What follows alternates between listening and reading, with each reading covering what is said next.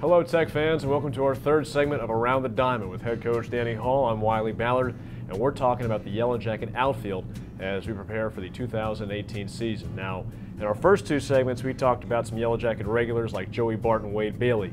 This year in the outfield, things are a little less certain. Both Ryan Purifoy and Coleman Poge have moved on following graduation. That means we've got 3 spots in the Yellow Jacket outfield and a lot of talent to fill them.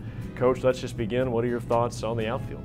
Well, I think we have a lot of guys, again, we have some depth out there, a lot of guys capable of going out there and playing really well. I think you always start in center field, and you know, the guy we'd like to play out there is Carter Hall. He's kind of had the old injury bug the last 2 years.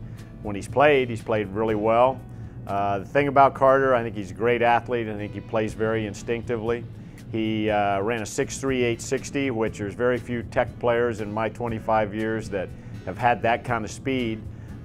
So I think he's the guy right now, just with everything he does. I think he's a top of the order hitter. He's a great defender. He can throw, he can run, and he's instinctive.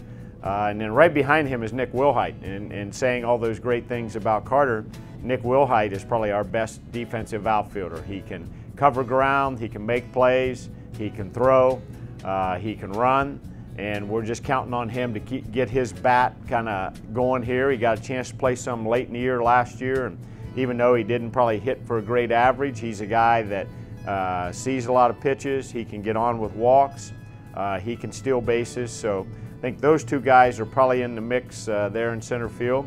I think the wild card out there would be Michael Goldberg, even though we've talked about him as an infielder. He's also a very good outfielder.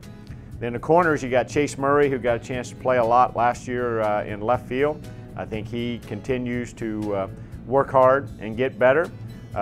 He got some big hits for us last year. I think he's a good defender. He needs to continue to work on certainly his jumps in the outfield, work on his throws. But if we started today, he'd probably be our left fielder. Then you go over to right field, and I think you got a pretty good battle there with Barron Ratcliffe, who we mentioned a little bit of getting into first base. But Barron is a physical kid, great athlete, good outfielder, needs to continue to work to get better defensively. But he probably has more power than anybody on our team. If you watch us take batting practice, he can hit the ball a long way. And I think he has a huge upside as a hitter. He you know, put a lot of eggs in the football basket in high school, being a quarterback in a great football program like at Norcross. But he's catching up with the reps that he's getting in baseball. And then Colin Hall, again, just really good hitter, competitive hitter, has a great throwing arm. Again, a lot like Barron, needs to get much better at running his routes and just being a good right fielder. But Colin probably has one of the best arms on our team, probably would throw a lot like a Purifoy did last year. And I think he's kind of a pure hitter, a guy can hit the ball, you know, where it's pitched and kind of hit it all over the field. So, and then last but not least, a guy that just walked on, had a great fall for us, Cole Newber. Played extremely hard in the fall, had a lot of success, and Cole Newber is going to push those guys as well. And if you look at the outfield, the only right-hand hitter is Carter Hall. So that's where a guy like a Goldberg or a Newber that hits right-handed, if we're facing a tough lefty like we might face in Connecticut when they roll in here, you might lean on putting a more right-hand lineup in there. So a lot of depth out there.